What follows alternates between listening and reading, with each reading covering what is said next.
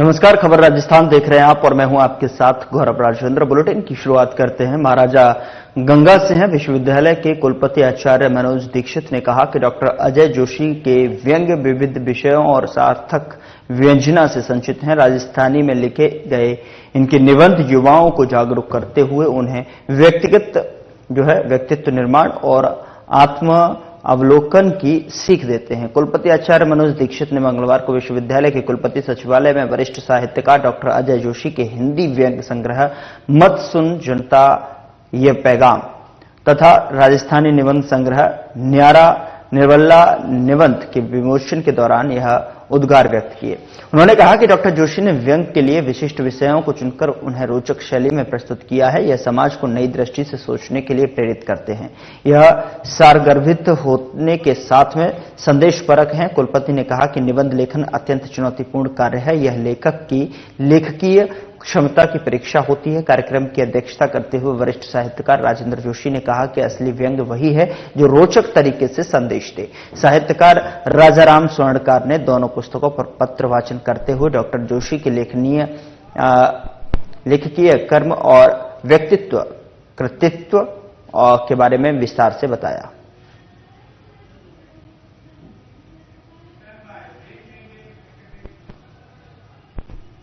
यहां रुक रहे हैं एक छोटे से ब्रेक के लिए। ब्रेक के उस पार खबरों का सिलसिला लगातार जारी है।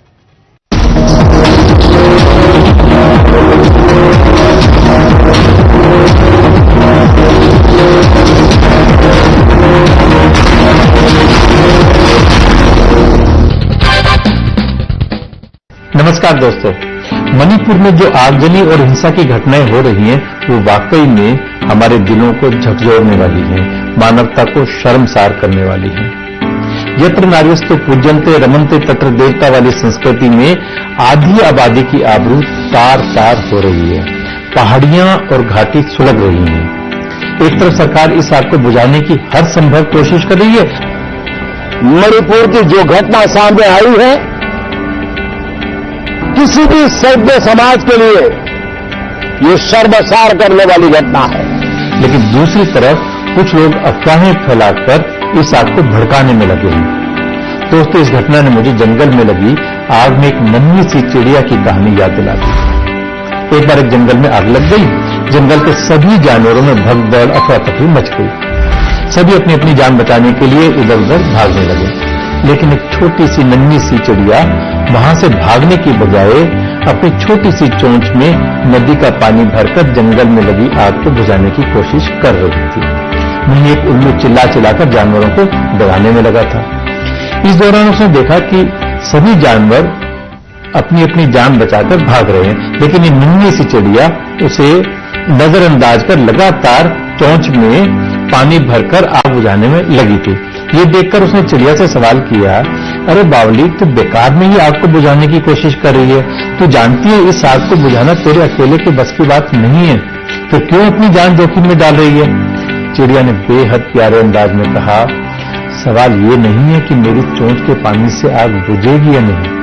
बात यह है कि जब भी इस आग को बुझाने वालों की चर्चा होगी, उसमें मेरा नाम पहले नंबर पर होगा, ना कि तुम जैसे तमाशा देखने वालों का। दोस्तों, इस नन्ही सी चिड़िया की तरह हमें भी किसी विपत्ति के समय तमाशबीन बनने की बजाय यथासंभव सकारात्मक सोच के साथ प्रयास करने चाहिए, फिर चाहे परिणाम जो भी हो। किसी शायर ने बहुत खूब लिखा है, समझ के आग लगाना हमारे घर में तुम, समझ के आग लगाना हमारे घर में तुम, हमारे घर के बराबर में तुम्हारा भी घर है। नमस्कार।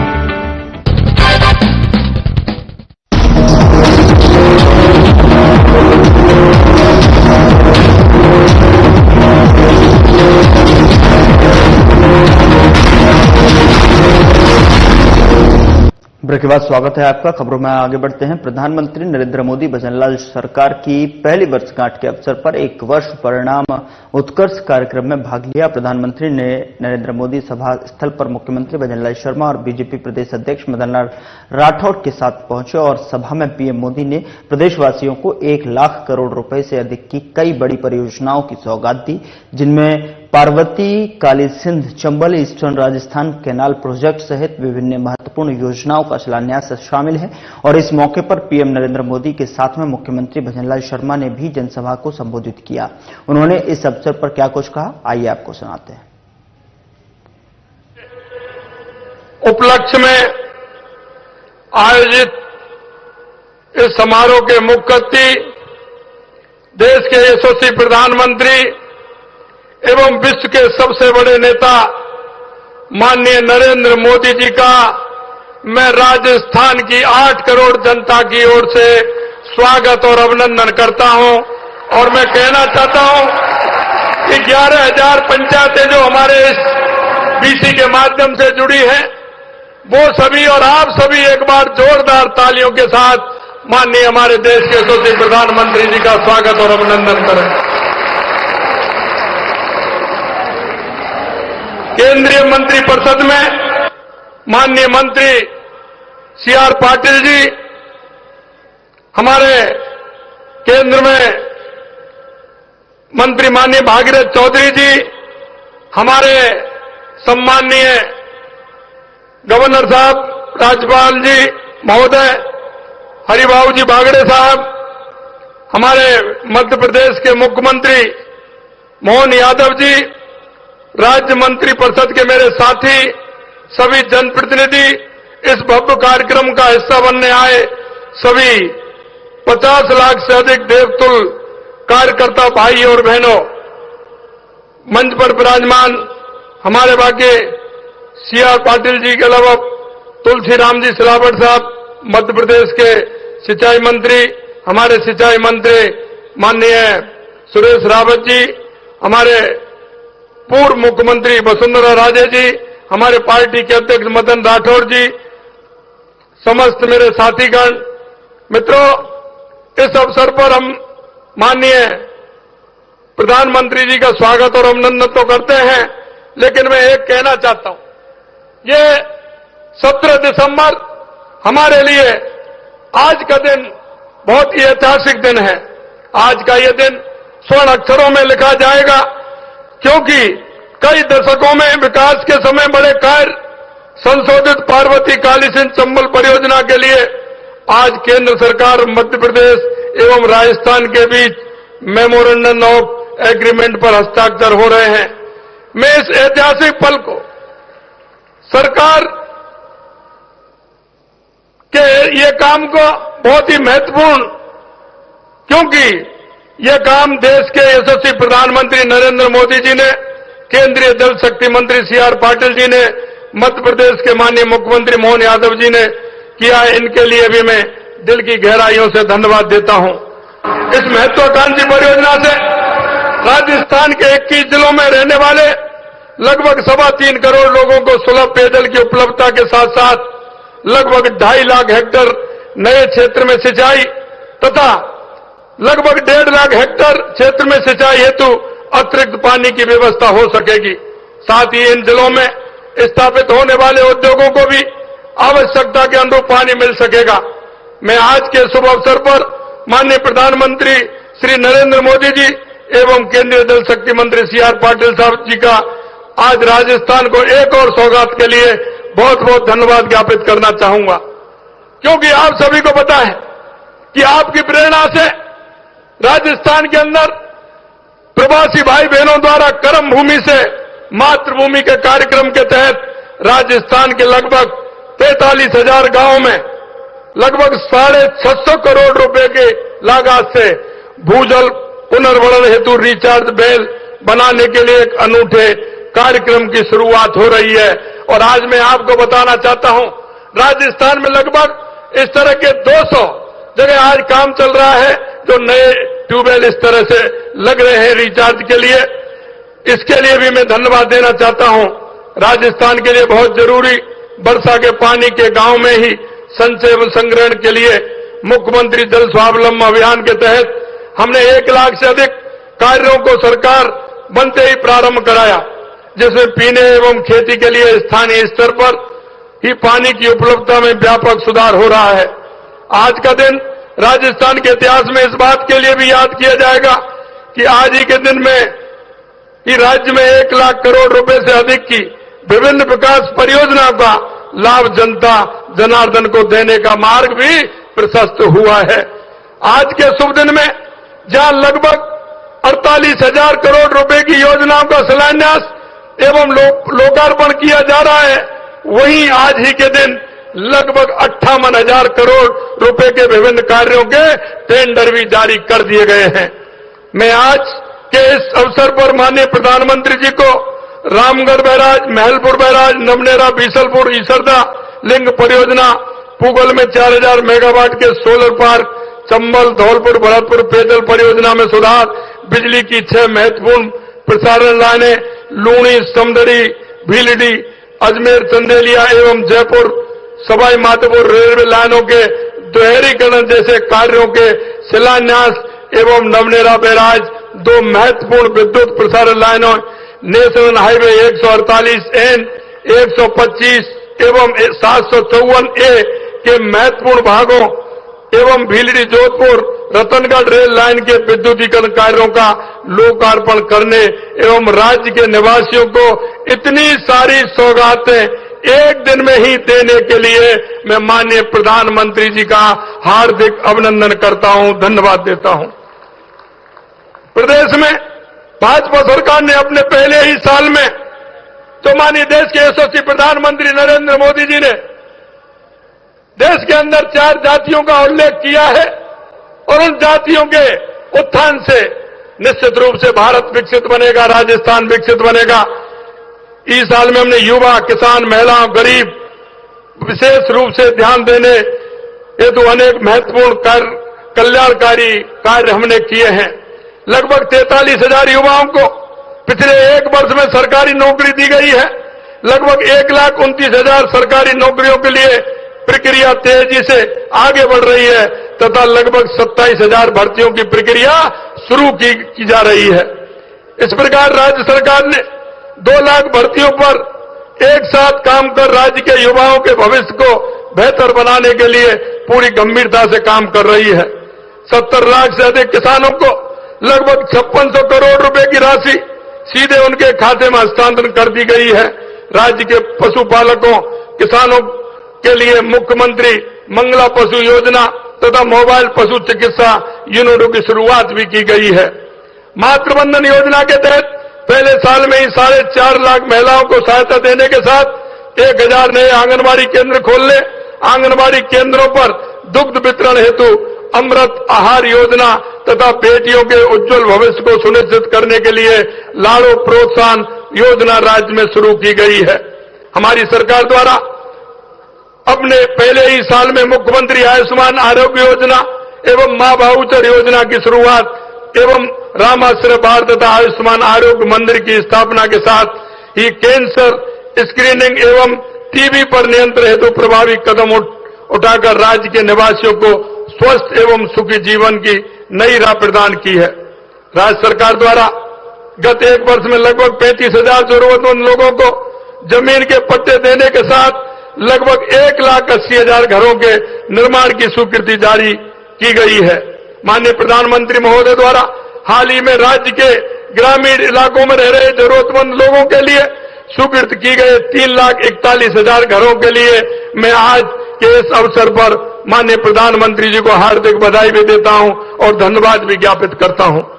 राज्य में बिजली उत्पादन को बढ़ावा देने के लिए अनेक महत्वपूर्ण कदम उठाए गए तथा पंप स्टोरेज, बैटरी स्टोरेज जैसे नए क्षेत्रों में भी पहली बार प्रभावी पहल की गई है।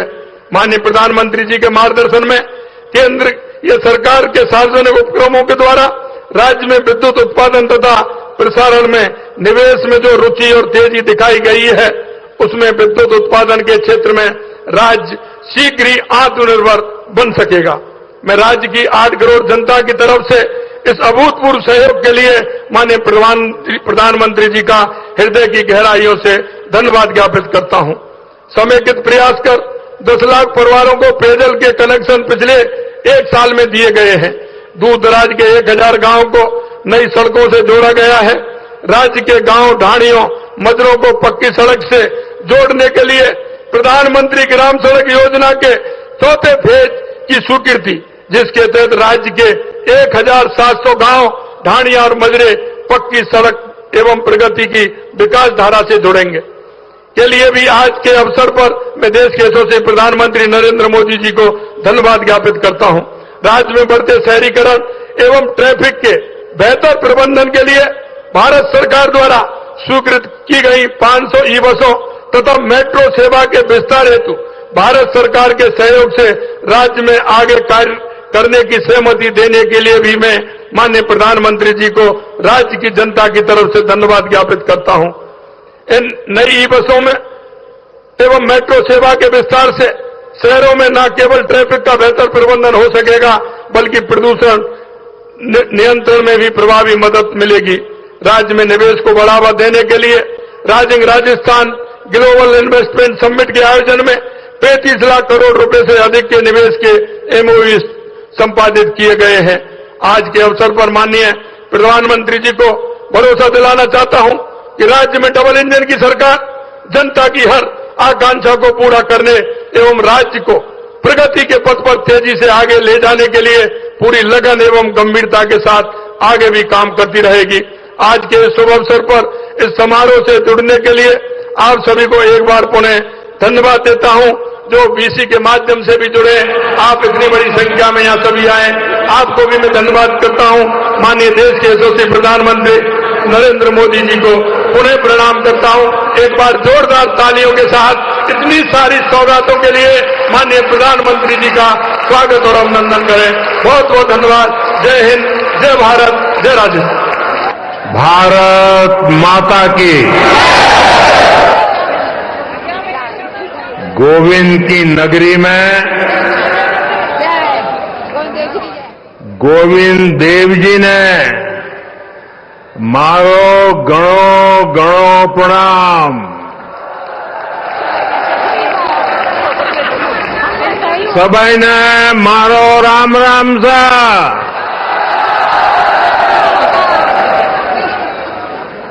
राजस्थान के गवर्नर श्री हरिभाऊ बागड़े जी, राजस्थान के लोकप्रिय मुख्यमंत्री श्री भजनलाल शर्मा जी, मध्य प्रदेश से विशेष रूप से आज पधारे हुए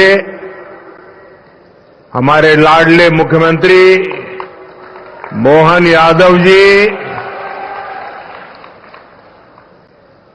केंद्र में मंत्रिपरिषद के मेरे साथी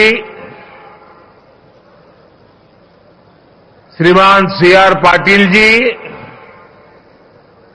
भागीरथ चौधरी जी,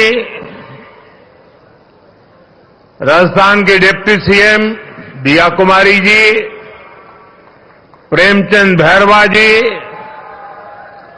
अन्य मंत्रीगण, सांसदगण, राजस्थान के विधायक, अन्य महानुभाव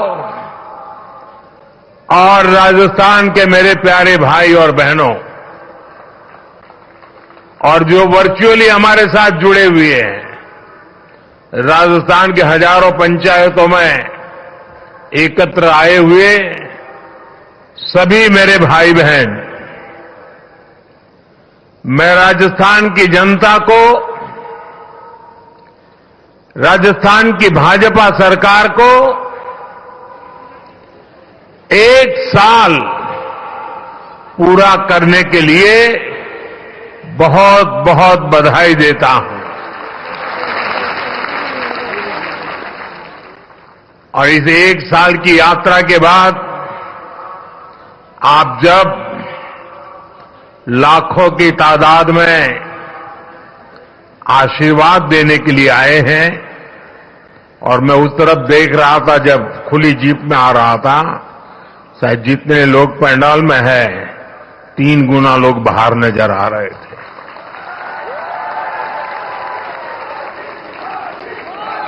आप इतनी बड़ी तादाद में आशीर्वाद देने आए हैं, मेरा भी सौभाग्य है कि मैं आज आपके आशीर्वाद को प्राप्त कर सका। बीते 1 वर्ष में राजस्थान के विकास को नई गति, नई दिशा देने में भजनलाल जी और उनकी पूरी टीम ने बहुत परिश्रम किया है। यह पहला वर्ष एक प्रकार से आने वाले अनेक वर्षों की मजबूत नींव बना है और इसलिए आज का उत्सव सरकार के एक साल पूरा होने तक सीमित नहीं है। ये राजस्थान के फैलते प्रकाश का भी उत्सव है, राजस्थान के विकास का भी उत्सव है। अभी कुछ दिन पहले ही मैं इन्वेस्टमेंट समिट के लिए राजस्थान आया था। देश और दुनिया भर के बड़े बड़े निवेशक यहां जुटे थे। अब आज यहां 45-50 हजार करोड़ रुपए से अधिक के प्रोजेक्ट्स का लोकार्पण और शिलान्यास हुआ है। ये प्रोजेक्ट राजस्थान में पानी की चुनौती का स्थायी समाधान करेंगे। ये प्रोजेक्ट राजस्थान को देश के सबसे कनेक्टेड राज्यों में से एक बनाएंगे। इससे राजस्थान में निवेश को बल मिलेगा, रोजगार के अनगिनत अवसर बनेंगे, राजस्थान के टूरिज्म को, यहां के किसानों को, मेरे नौजवान साथियों को इससे बहुत फायदा होगा। साथियों, आज भाजपा की डबल इंजन की सरकारें सुशासन का प्रतीक बन रही है। भाजपा जो भी संकल्प लेती है वो पूरा करने का ईमानदारी से प्रयास करती है। आज देश के लोग कह रहे हैं कि भाजपा सुशासन की गारंटी है और तभी तो एक के बाद एक राज्यों में आज भाजपा को इतना भारी जन समर्थन मिल रहा है।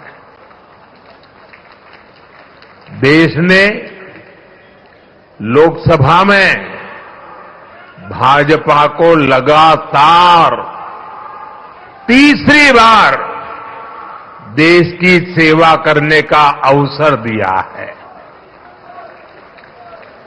बीते 60 सालों में